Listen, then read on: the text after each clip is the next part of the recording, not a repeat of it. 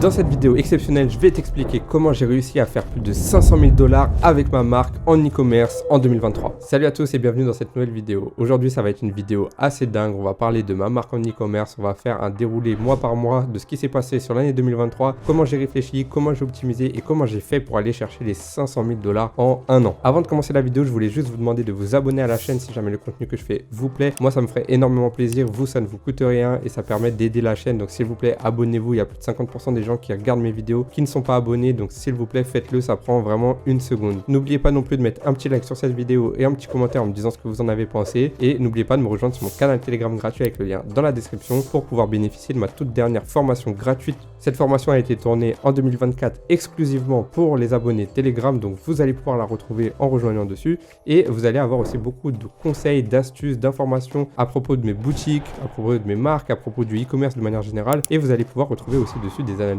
de ma marque qui tourne encore en 2024. Maintenant que tout ça c'est dit, on va pouvoir attaquer la vidéo, et la première chose qu'on va faire du coup, ça va être de définir une marque e-commerce. Il faut savoir qu'il y a deux types de marques e-commerce. Il y a la marque blanche, donc ça c'est quand on part d'un produit en dropshipping, qu'on optimise un petit peu tout le process, qu'on fait du stock, qu'on améliore les packaging, qu'on améliore un peu tout le branding et qu'on crée une véritable communauté. Donc ça c'est une marque blanche, mais on est sur un produit qui de base existe en dropshipping. Et ensuite on a la marque OEM, où là c'est un produit qui est littéralement produit, qui n'existe pas ailleurs, qui est fabriqué par une usine, par une manufacture, pour avoir un produit vraiment unique qui n'existait pas avant. Donc la plupart du temps, on va démarrer en dropshipping classique et ensuite on va transiter vers une marque blanche. Et par la suite, vous pouvez transiter aussi de marque blanche vers marque OEM en modifiant complètement le produit, en modifiant les matériaux, en modifiant les aspects, en modifiant les spécificités pour avoir un produit qui certes peut être similaire à ce qui existe déjà, mais qui est quand même unique de par ses spécificités, de par les matériaux, de par sa qualité, etc. Donc juste pour contextualiser un petit peu, il faut savoir que la marque, les résultats que vous allez voir, ils tiennent essentiellement à deux produits. Il y a un des deux produits, donc le premier qui a fait des résultats en 2023, est un produit que j'avais déjà testé en 2021 qui avait été rentable. C'est un produit saisonnier qui tourne que l'hiver de manière générale. J'avais été rentable avec ce produit-là, moi en 2021, au Q4 2021, et j'avais fait des bons résultats. Donc je me suis dit, bah ça peut se tester du coup au Q4 2022. Au Q4 2022, je le relance sur le marché américain et il explose. Vraiment très très bon résultat. Ça m'a permis d'avoir des bons résultats octobre, novembre et surtout décembre 2022. Donc à partir de là, moi je continue mon mois de janvier 2023 avec ce produit. Et comme on peut le voir à l'écran, en janvier 2023, je vais quand même chercher 73 773,28 $ de chiffre d'affaires. On peut voir qu'au début, j'ai très bien chiffré, les résultats étaient assez hauts, je touchais presque les 4 000 $ par jour. Et ensuite, ça a un petit peu baissé, ça s'est un peu stabilisé. Grosso modo, si on fait une moyenne, on voit qu'il y a une baisse. Pourquoi? Parce qu'en fait, à partir d'ici, il y a ce qu'on appelle le nouvel an chinois. Donc le nouvel an chinois, c'est une période en fait pour les Chinois où ils fêtent le nouvel an et c'est les vacances pour eux. Les usines sont fermées, les fournisseurs ne travaillent plus, donc ça n'envoie plus les colis en dropshipping. À ce moment-là, j'ai dû faire du stock sur le produit, sachant que c'était un produit un peu compliqué parce qu'il y avait beaucoup de tailles. C'est-à-dire qu'il y avait genre S, M, L, XL, 2XL, 3XL avec rouge, bleu, jaune, vert en couleur. Donc il y avait beaucoup de variantes. Donc j'ai préféré faire du stock en étant assez conservateur parce que je savais que c'était un produit saisonnier d'hiver. Donc je savais que il fallait que je tienne jusqu'à fin février, sachant que il avait déjà bien tourné en décembre, bien tourné en janvier. Il allait pouvoir commencer à se fatiguer. Après ça allait pas être possible vraiment de le relancer. Donc je me suis dit je vais prendre du stock pour tourner entre 1000 et 2000 $ par jour. Donc c'est pourquoi après j'ai stabilisé et on voit que grosso modo il y a une baisse, mais on tourne quand même aux alentours des 2000 $ par jour. C'est vraiment l'objectif que je me suis fixé. Donc faut savoir aussi que sur cette boutique là, à ce moment là on n'était pas du tout en marque, on était en dropshipping pur, et du coup moi j'ai une marge à peu près de 20%. Donc 20% sur le chiffre d'affaires, c'est grosso modo ce que j'ai fait tous les mois. Mais voilà, moi à ce moment-là, on va dire qu'à la mi-janvier, je me pose quand même plusieurs questions. Le produit, je l'avais testé 1 an et demi, un peu plus d'1 an auparavant, il avait été rentable. Je l'ai retesté il y a 3 mois, il était rentable, et du coup, si on regarde à partir de novembre, on va dire, jusqu'à janvier, j'avais fait quand même 144 000 $ avec le produit, sachant qu'il a vraiment explosé en décembre. Donc en décembre, je suis allé chercher des gros résultats, j'ai bien scalé. Donc je savais que j'avais fait déjà 144 000 $ à peu près. J'avais déjà des retours des clients. Les clients, ils étaient hyper satisfaits. Les stats étaient vraiment très bonnes. Tout correspondait pour vraiment basculer de dropshipping classique à marque. Donc moi, arrivé à la mi-janvier, vers là, quand on nous dit que du coup, il va commencer à falloir faire du stock parce que les usines ferment, etc. moi je fais du stock, je me dis 2000 $ par jour c'est bien, je peux maintenir ce niveau-là et après je vais essayer d'optimiser tout ça. Mais l'inconvénient que j'avais, c'était de savoir que le produit c'était un produit saisonnier et du coup j'allais pas pouvoir tourner toute l'année. Et ça c'est vraiment un gros problème quand on a un produit winner saisonnier, c'est que c'est très difficile de le basculer en vraie marque e-commerce. Enfin, vous pouvez brander etc, mais j'ai du mal à appeler marque une boutique qui tourne pas toute l'année, quoi, qui a des résultats vraiment très élevés pendant une petite période de temps et ensuite disparition. Donc voilà, c'était un peu le problème. Donc ce que j'ai fait à ce moment-là, moi, c'est que j'en ai profité pour tester un autre produit. En fait, vers mi-janvier, je savais déjà qu'il y avait 2 mois et demi de retour avec le produit qui était très bon. J'avais une boutique qui tournait très bien, une niche intéressante, marché US. Donc US, il y a beaucoup de gens, ça veut dire qu'on peut scaler très très haut. Donc je me suis dit, ok, je vais essayer de tester d'autres produits dans la même niche. J'en ai testé un autre qui a hyper bien fonctionné dès le début aussi. Sauf que j'ai pas eu le temps de faire beaucoup de stocks, donc lui aussi j'ai fait quelques stocks, mais en fait là les résultats de fin du mois, surtout ici, c'est des résultats avec 2 produits. Celui-ci en principal, celui que je vous parle depuis le début, et un deuxième qui lui a été lancé juste avant et lui il tournait par contre à 100 $ de budget par jour en publicité, donc c'est pas du tout lui qui a impacté les courbes ici, c'était plutôt l'autre. Mais ça m'a permis de le tester durant plusieurs semaines. Et c'est là où on va arriver au mois de février et où ça va être assez intéressant parce que du coup au mois de février on a un résultat qui est plus faible, forcément j'ai pas scalé et regardez j'ai toujours tourné entre 1K et 2K, donc on était vraiment là où j'avais ciblé, hein. J'ai réussi à tenir les stocks, ça s'est bien vendu et voilà, j'ai pas scalé beaucoup plus parce que je savais que sinon j'allais pas pouvoir honorer les commandes dans les temps impartis pour mes clients. Et comme je voulais pas brûler ma boutique en me disant vas-y je scale, c'est pas grave, il y aura du retard, je vais prévenir les clients, j'offrirai des remboursements s'il y a des demandes etc, je vais gérer. Je me suis pas dit ça parce que le fait de faire ça, oui ça va être intéressant sur le court terme, vous allez faire du chiffre, les clients vont être insatisfaits, vous allez avoir une perte au niveau des litiges et vous allez avoir une perte aussi au niveau du score de page Facebook. Alors que moi j'avais un score de page à plus de 4,5, ça veut dire que 4,5 sur 5, hein. Donc c'est vraiment très très haut, ça veut dire que les retours étaient très très positifs sur le produit, les gens étaient hyper satisfaits et je voulais absolument pas gâcher ça, sachant que j'avais l'idée de développer une marque. Donc je me suis dit c'est pas grave, je vais maintenir entre 1K et 2K day et à la réouverture des usines je vais redécoller. Problème qui s'est passé, c'est que du coup arrivé à la mi-février, mon produit principal a commencé à chuter. C'est pour ça que de manière générale vous voyez encore une fois la moyenne baisse jusqu'à ici. Si on prend vraiment la moyenne, on voit que ça baisse. Du coup, produit saisonnier, fatigue publicitaire, j'avais pas beaucoup de publicité, j'étais en drop, hein, donc j'avais les publicités de base et j'essayais de faire des itérations à chaque fois, mais au bout d'un moment, ça passe plus. J'ai pas assez renouvelé les créatives, du coup, ça a pas pu tenir beaucoup plus longtemps que ça, sachant qu'il tournait depuis le mois de novembre le produit, même s'il avait explosé en décembre. Donc voilà, j'ai fait quasiment 200 000 $ avec le produit et là, ça commençait à fatiguer un petit peu. Mais j'ai le deuxième produit qui était en testing qui lui monte. Et lui, il montait, ses ROS augmentaient, etc. Par contre, moi, je augmentais pas les budgets parce que je savais que j'avais ce problème de stock aussi, j'avais très peu de stock. Par contre, à la réouverture des usines, donc vers ici hein, en fait, on peut voir que là ce qu'il est vraiment assez haut parce qu'en fait mon produit saisonnier lui il était mort, mais l'autre qui était pas du tout un produit saisonnier, lui qui peut tourner toute l'année et c'est avec lui que j'ai fait tout le résultat de l'année entière ensuite en 2023, et lui il était en train d'exploser et du coup j'ai vu les ROS, j'ai scalé et c'est pour ça que je suis passé de 600 $ le 22 février à 2800 le 26 en 4 jours. Donc voilà, j'ai vraiment scalé agressivement, je voulais me venger de la période de Nouvel An chinois où les usines étaient fermées et où je pouvais pas scaler par rapport au stock. À ce moment-là, moi j'avais épuisé tous mes stocks, donc je savais que j'étais bon. Et là, je suis reparti en mode dropshipping et je savais que j'avais de la marge pour scaler, donc là j'ai vraiment scalé très très haut. Ensuite, au mois de mars, j'ai pas tout de suite refait du stock, pas tout de suite tout optimisé pour partir en marque parce que là j'étais sur un nouveau produit en fait, donc j'ai voulu vérifier la qualité, revoir les avis des clients, etc. Et du coup j'en ai profité pour moi scaler à mort, le plus que je pouvais à ce moment-là. Et du coup voilà, je suis allé chercher quand même 123 000 $, 124 000 on va dire en un mois au mois de mars. Encore une fois avec 20% de rentabilité. Voilà, je me suis fait plaisir hein, quand même. Le mois de mars c'était un très très bon mois, je m'en rappelle, ça m'a vraiment fait plaisir. Et surtout j'avais des bonnes stats partout. Et à partir du mi-mars, j'avais assez de volume on va dire et assez de retour des clients pour savoir que les clients étaient encore une fois hyper satisfaits, que mon score de page restait à 4,5, il ne descendait pas avec le nouveau produit, au contraire les retours des clients étaient hyper positifs, les clients étaient hyper satisfaits etc. Donc là je me suis dit ok là j'ai un deuxième produit qui peut être intéressant, donc j'en ai un qui est saisonnier, je vais pas pouvoir l'utiliser, là on est au mois de mars, c'est trop tard, je pourrais peut-être le relancer au Q4 mais on verra. Et ensuite j'ai un autre produit qui lui peut tourner toute l'année, qui a des hyper bons retours, qui fonctionne hyper bien et avec lequel je peux scaler. Donc là je me dis ok top, là je vais pouvoir aussi sûrement essayer de transiter du coup vers une marque e-commerce. Et faut savoir que pour aller chercher ces résultats, j'ai beaucoup travaillé. Donc là, j'ai fait un focus notamment sur le niveau du panier moyen. J'ai essayé d'optimiser tout ça. j'ai proposé différentes offres, j'ai essayé d'analyser mon avatar client pour optimiser mon marketing, j'ai ajouté des upsells, j'ai ajouté des cross-sells, j'ai ajouté des upsells après achat, c'est-à-dire que dès qu'un client achetait, il avait la page qui s'affichait d'achat et puis derrière, il y avait une nouvelle page en lui proposant un nouveau produit pour pas cher. J'ai mis des cross-sells, c'est-à-dire que dès qu'il fait une commande, on lui propose des produits complémentaires par mail ou par SMS. Donc j'ai mis en place ça avec Klaviyo, avec SMS Bump.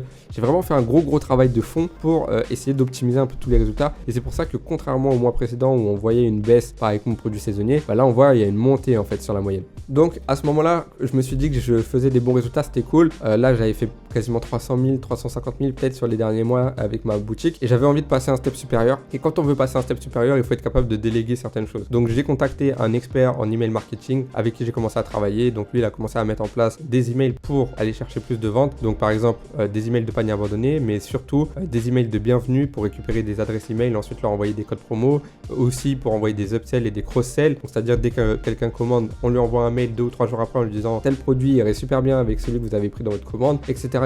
Donc voilà, une vraie stratégie ultra poussée pour déjà fidéliser les clients et pour aller chercher plus de chiffre d'affaires. Je suis passé de 5% de mon chiffre d'affaires en email marketing, c'était que les flows de panier abandonné, à 20% grâce à lui, donc on a pas mal évolué à ce niveau-là. Ensuite, j'ai aussi pris contact avec un media buyer qui travaille avec des grosses marques US, donc notamment avec la marque ZOD, peut-être que vous connaissez, c'est une marque qui a généré des centaines de millions de chiffre d'affaires. Donc j'ai contacté ce media buyer là qui m'a fait un audit de ma boutique, qui m'a fait un audit aussi de ma stratégie publicitaire. En gros, il a analysé mes campagnes, mes stratégies, etc., mes revenus, mes ROS et il m'a donné des points à améliorer et à la fin il m'a dit soit vous décidez de les améliorer de votre côté, vous faites le travail, ou soit vous bossez avec nous et du coup c'est tel tarif. Donc moi j'ai décidé de bosser avec lui, ça me permettait de dégager du temps et ça me permettait de déléguer à quelqu'un qui maîtrise. Pour le tarif on était à $3000 le mois minimum, donc en fait comment ça marche de base c'est 10% du montant dépensé. Donc si je dépense $30 000 il va prendre 3000, si je dépense $50 000 il va prendre 5000, ça c'est par mois. Et il y a un minimum de $3000, ça veut dire que même si je dépense $5000 en pub il va quand même prendre $3000. Donc en gros c'est pas du tout intéressant si on dépense pas beaucoup. Et là à ce moment-là moi je dépense beaucoup quand même pour aller chercher 123 000, on dépense quand même plus de $40 000 en publicité. Donc voilà, je savais que ça allait être bon au niveau à ce niveau-là. Du coup, on arrive au mois d'avril et là, on a eu une baisse drastique. En fait, quand on scale aussi vite, aussi fort, à moins d'avoir beaucoup de créatives d'avance, ça s'essouffle. Les créatifs, c'est pas indéfini. Donc, on voit qu'il y a eu un essoufflement et en plus, il y a eu la mise en place de mon média buyer, il y a eu la mise en place de mes équipes. À ce moment-là, forcément, le temps que chacun comprenne comment fonctionne ma boutique, le marketing qui marche pas, qu'on fasse des tests, qu'on optimise, etc. C'est comme quand vous recrutez quelqu'un et que vous devez le former. Au début, forcément, il y a une baisse au niveau des résultats parce que tout prend plus de temps, tout est un peu plus aléatoire. Il faut que le débutant qui découvre votre travail, il puisse apprendre et s'imprégner de vos méthodes et ensuite quand il maîtrise par contre là ça repart. Donc c'est normal qu'il y ait eu cette baisse, surtout que moi à cette époque là j'avais pas beaucoup de créatifs et ensuite on a essayé de tourner aux alentours des 1K day, 2K day et là le but pour moi ça a été d'aller chercher encore de meilleurs résultats. Donc 57 000 c'est pas mal. Après je me suis dit comment je peux faire pour aller chercher mieux et pour éviter d'avoir le problème du produit qui s'essouffle et la courbe qui baisse et après on a atteint 0. Et donc la chose qu'il fallait que je fasse c'était faire beaucoup plus de créatives parce qu'à cette époque là les créatives que j'avais c'était les mêmes depuis le mois de janvier. Donc ça faisait quand même 3-4 mois qu'elles tournaient, elles avaient généré quand même pas mal de revenus et en plus c'était des créatives dropshipping, c'est-à-dire des créatives avec un montage que j'ai fait moi-même, des textes que j'ai fait moi-même, etc. Donc là moi je prends contact avec une agence qui gère toutes les stratégies créatives de plusieurs marques en e-commerce, notamment la marque ZOD encore une fois. Mon média buyer travaille avec cette personne-là ensemble sur ZOD et donc moi j'ai pris contact et je lui ai demandé du coup comment ça se passerait. Il m'a d'abord proposé 24 créatifs sur le mois. 24 créatifs sur le mois c'était $6000. Donc j'ai refusé, je trouvais que c'était trop et c'était un trop gros risque. Du coup, j'ai préféré prendre 12 créatifs par mois, ce qui faisait $3000. 12 créatifs par mois, ça représente 3 créatifs par semaine. Donc 3 créatifs par semaine, ça fait quand même pas mal de volume et ça me permettait d'aller chercher les 30K, 50K, 60K par mois s'il y avait des créatifs qui fonctionnaient. Donc en tout cas, c'était l'objectif que je m'étais fixé et ensuite je me suis dit si avec lui ça marche bien, je pourrais passer à 24, sachant que c'était un contrat de 3 mois. Donc j'avais déjà 3000. Donc ça faisait $9000 avec lequel j'étais engagé. Et après par la suite, soit je renouvelais ou soit je renouvelais pas. Mais j'avais 3 mois engagés. Donc, si j'avais fait les 24 créas, ça m'aurait fait pas 3000, mais 3 fois 6000. Donc, $18 000. Sachant que si je vois qu'au bout de 2 semaines, il fait de la merde, je suis niqué, j'ai signé un contrat. Donc, j'ai pas voulu prendre ce risque-là, j'ai préféré prendre 12 au début. Et du coup, on a commencé à travailler à partir de fin avril, début mai. Donc je crois que c'est à partir d'ici qu'on a commencé à mettre en place ça. Il faut savoir que comment ça se passe quand on travaille avec quelqu'un qui gère les créatives. Lui, il fait pas juste les créatives. En fait, il travaille avec des créateurs de contenu auxquels il envoie mon produit, auxquels il envoie le script, auquel il fait vérifier le script, il fait tout le process avec eux. Moi, je m'occupe de rien. Et il m'envoie tout. En fait, chaque étape, il me l'envoie et il me demande confirmation. Donc, par exemple, il m'envoie le script, il me dit voilà, on va faire telle vidéo parce qu'on a vu que telle vidéo fonctionnait hyper bien par rapport à ce que tu as fait sur tes sites, par rapport aux différents concurrents dans ton marché qu'on a trouvé. Et ben, du coup, on voit que ce style de vidéo a l'air de bien fonctionner, de créer pas mal d'interactions. Du coup, nous, on a essayé d'adapter ça, mais à ton marketing. Donc, voilà ce qu'on a fait dans le script. Voilà l'accroche, voilà la phrase numéro 1, la phrase numéro 2, la phrase numéro 3. Il y a les plans. Donc, ça veut dire qu'il y a un tableau avec écrit phrase d'accroche numéro 1, la phrase, le plan qui est à côté. Et le plan, c'est par exemple la personne qui se balade dans un jardin avec le produit, etc., etc. Donc, tout est ultra détaillé. Moi, je dois tout vérifier. Je valide ou je valide pas. On corrige si je valide pas. Et on avance comme ça. Une fois qu'il a la V1, donc le créateur de contenu qui renvoie la vidéo, il me l'envoie, il me dit c'est ok, c'est pas ok. Si c'est ok, bam, ça part en montage. Ensuite, il me renvoie le montage. Ils me font une version Facebook et une version TikTok. Donc voilà, c'est ultra adapté. Et en plus de ça, il est en connexion directe avec mon média buyer parce qu'il a les accès à mon business manager et regarde les publicités qui font du chiffre ou pas. Et il communique avec mon média buyer. Par exemple, il dit à mon média buyer, bah voilà, là on a 3 créatifs pour Owen qui sont prêtes. Voici les 3 créas. Essaye de les tester le plus rapidement possible. Fais-nous ton retour. Comme ça, nous, en fonction de ton retour, on verra si on peut pas en refaire des similaires, mais qui pourraient essayer d'améliorer les choses. Et du coup, eux, ils communiquent ensemble. Moi, je suis dans la conversation.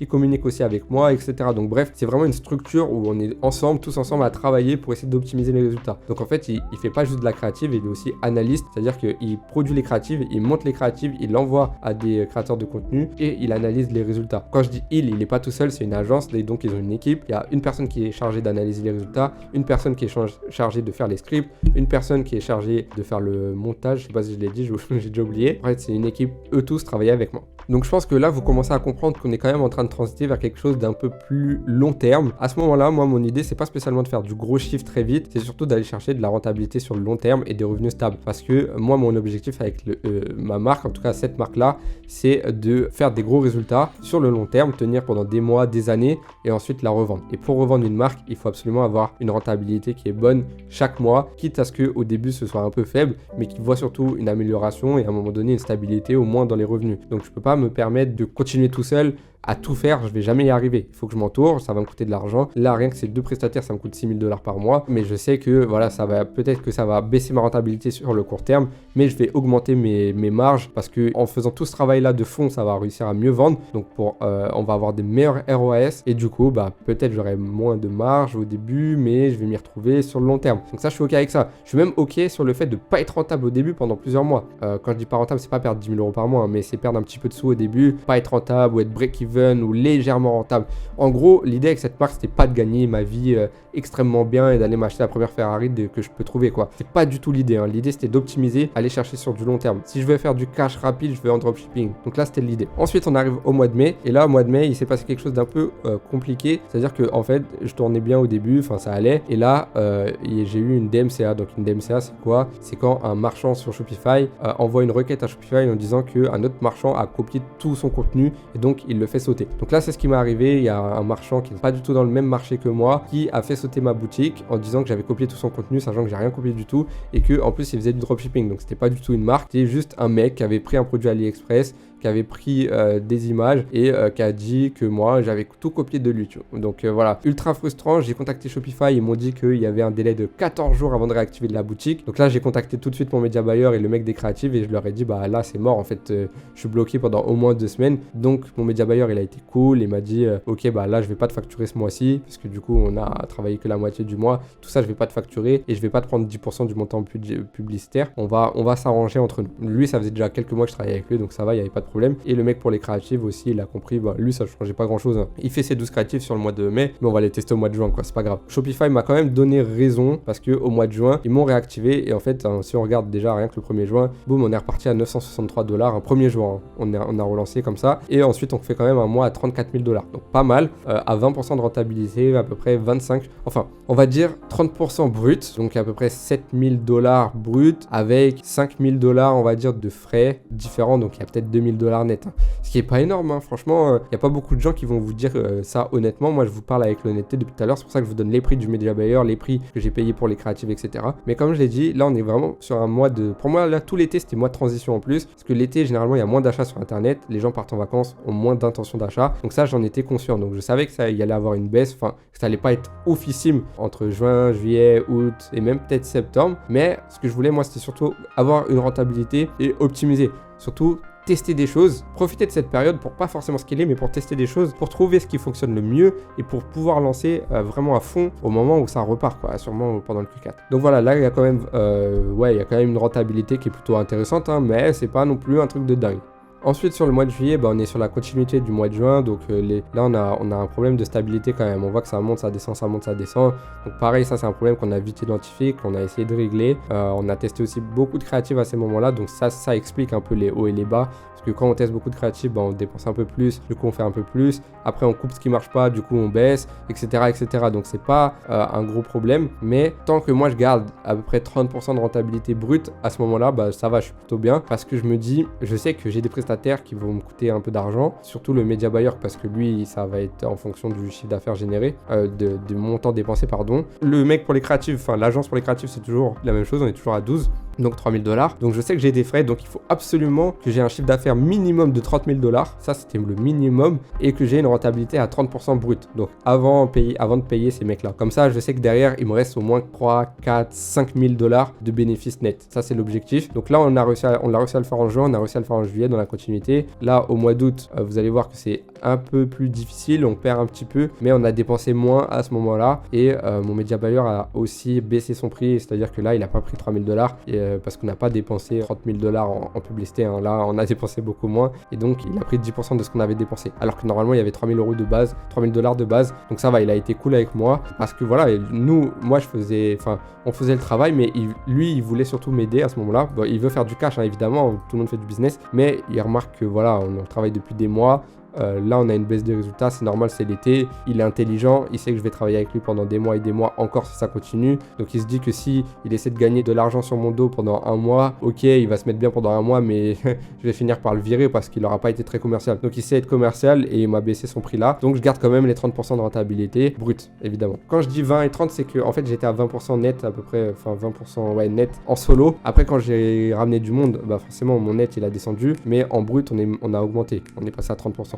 Ensuite, du coup, arrive le mois de septembre où là, on va chercher quand même des bons résultats. On voit qu'on a quand même testé pas mal de choses ici et on a réussi à augmenter les résultats au mois de septembre. Donc, on a quand même cherché 45 000 $ en un mois. Donc, ça, c'était plutôt cool. Là, en fait, on a eu des créatifs qui ont commencé un petit peu à fonctionner par rapport à des créatifs qu'on avait testé l'été. Et puis surtout, au mois de septembre, ça reprend, hein. On n'a pas mis beaucoup plus de budget. Je crois même qu'on n'a pas mis plus de budget qu'en août. C'est juste que ça fonctionne mieux. Tout simplement parce que les gens sont moins en vacances. Tout simplement parce que les gens sont un peu plus disponibles, ils ont l'intention d'achat revient un peu, donc voilà, là on a quand même eu des meilleurs résultats, donc ça c'était plaisant. Ensuite arrivé le Q4, octobre, novembre, décembre, et là moi ce que je me suis dit c'est que je vois qu'il y a une baisse au niveau du taux de conversion, donc je me suis dit ce serait bien de travailler avec une personne qui fait du CRO, donc Conversion Rate Optimization.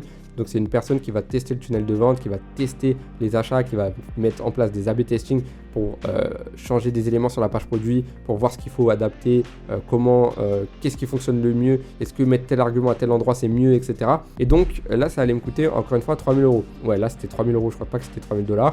Et donc je l'ai prise, j'ai pris cette personne-là pour le mois d'octobre. Donc là ça commençait quand même à faire pas mal de frais. Donc je me suis dit, je vais tenter le coup parce qu'il y a octobre, novembre, décembre, j'avais un gros espoir moi sur le Q4. Et vous allez voir que ça s'est pas hyper bien passé parce que au mois d'octobre, oui, on va chercher les 40 000 $, donc ça c'est plutôt bien. Là le mec commence à optimiser le taux de conversion, on voit que ça augmente, on est à 3,46 alors qu'avant on était à 3,1, donc c'est pas mal, sachant que 0,3 sur un volume comme ça on gagne quand même un peu, donc c'est pas mal. Le panier moyen aussi a pas mal augmenté, donc c'est pas mal, vraiment les résultats sont bons. Encore une fois là on dépense pas des masses, donc on a quand même des bons retours sur investissement, donc je me dis c'est cool, ok. Maintenant faut aller chercher des gros résultats sur novembre et décembre avec le Black Friday, etc. On met en place toute une stratégie pour le Black Friday et au final vous allez voir que du coup Black Friday tout ça c'était pas ouf, hein. On a descendu à 25 000 $, donc en fait ce qui s'est passé c'est qu'on a eu des problèmes au niveau des CPM. Aux États-Unis les coûts publicitaires sont extrêmement élevés et encore plus durant le Q4, ça c'est le cas pour tout le monde, mais aux États-Unis c'était encore pire. J'avais des CPC à 5 $, des CPM à 45, 50 $. c'était vraiment hyper dur d'être rentable. Donc là, on s'est tous mis d'accord pour baisser le budget et pour laisser passer l'orage, parce qu'à ce moment-là, j'avais pas un panier moyen suffisant pour résister. Parce que si on a un panier moyen à 150 $ ou 200 $, et ben une commande, ça permet de vraiment d'être assez tranquille. Là où moi, j'étais à beaucoup moins et du coup, beaucoup plus difficile de garder une rentabilité avec le peu de visites qu'on a. Vous voyez, si vous faites 1000 visites, vous avez 3% de taux de conversion, donc ça fait 30 personnes, mais que chaque personne vous ramène 200 $, bah ça va. Par contre, si chaque personne vous ramène, avec le même taux de conversion, chaque personne vous ramène 50 $, bah là vous gagnez 4 fois moins, quoi. Donc c'est pour ça que le panier moyen est important, surtout quand il y a des gros CPM. Et nous, à ce moment-là, le panier moyen était pas, enfin il était très bon, mais pas suffisamment pour aller au-delà des CPM. Et donc là, on s'est tous mis d'accord pour baisser le budget. J'ai arrêté avec le creative stratégiste, là, le mec qui fait les créatives. Je lui ai dit qu'on allait faire un stop pour le moment. J'ai arrêté avec le média buyer, j'ai repris la main dessus, je lui ai dit que j'allais gérer tout seul. J'ai arrêté avec le mec pour le taux de conversion. Donc si vous voulez, je me suis économisé déjà 9000 € à peu près, 9000 $. Ensuite, j'ai gardé les personnes qui travaillaient en email marketing, toutes les personnes autour, collaborateurs, on va dire, qui travaillaient sur la marque, mais eux qui me coûtent vraiment rien, ils travaillent avec moi au quotidien. Sinon, eux, j'ai arrêté avec eux parce que là, à ce moment-là, je savais que si ça continuait comme ça, avec les différents frais que eux me coûtaient, j'arriverais pas à aller chercher une bonne rentabilité, voire je serais même pas rentable du tout. Là, je crois que sur le mois de novembre, on est break-even, c'est-à-dire que je gagne pas, je perds pas, donc je suis à zéro. Donc je sentais un peu le truc arriver, sachant que décembre, ça augmente encore plus, et vous voyez, on est sur une tendance baissière, hein. Arrivé fin novembre, on baisse. J'ai préféré arrêter avec eux, leur dire on fait une pause. Je reprendrai en 2024 si jamais il y a un intérêt pour moi de le faire. Mais moi, il faut absolument que je garde une bonne rentabilité. Je peux pas vendre une marque qui est pas rentable, quoi. C'est pas possible. Donc clairement, là, on va chercher à optimiser. Ensuite, moi, j'ai pris la décision en décembre, vous allez voir, de couper. J'ai carrément coupé les pubs. Ça, c'est juste des ventes que j'ai générées par de l'email, par des gens qui sont revenus, etc. Mais il y a quasiment plus eu de pubs. Sauf peut-être au début du mois, j'ai dû arrêter vers ici. Parce que les CPM étaient, voilà, ils avaient encore augmenté. Donc je me suis dit, ok, c'est pas grave, je laisse décembre, comme ça on fait une pause. Et je vais reprendre en janvier tout seul. Donc, si on fait quand même le bilan de janvier à décembre, on arrive quand même sur un très très bon résultat. Ah oui, j'ai oublié de vous dire que à partir de l'été, j'ai fait mes propres packaging, j'ai fait du stock, j'ai optimisé la communauté, etc. Donc voilà. C'est vraiment, on va dire, je pense à partir du mois de juin, de mémoire, je me rappelle plus exactement de la date précise, mais c'est à partir du mois de juin où j'ai vraiment transité vers une marque blanche. Donc, si on regarde l'année dernière, j'ai quand même fait 518 597 $ avec ma boutique. On voit qu'au début, j'ai scalé fort parce que le produit était nouveau. Ensuite, on a stabilisé. Fin d'année, c'était compliqué. Et du coup, je vais quand même vous mettre janvier 2024. Donc ça, c'est un peu un bonus. Janvier 2024, j'ai relancé tout seul. Vous voyez que j'ai relancé. J'ai laissé quand même les premiers jours de janvier passer pour me dire, ok, là, les CPM sont un peu élevés. Je vais laisser l'orage. Et après, j'ai relancé. On est direct parti chercher 1200 $. Voilà, et on a monté. Et si je vous montre le mois de février, sachant qu'au moment où je tourne cette vidéo, on est le 20. Le mois de février, on est déjà à 48 000 $, donc le 19 février en 19 jours. Et là, cette fois-ci, je suis tout seul. Donc là, ça, c'est beaucoup plus intéressant parce que j'ai pas les 3 000 $ du créateur, du mec pour les créatives. J'ai pas 3 000 $ pour le média buyer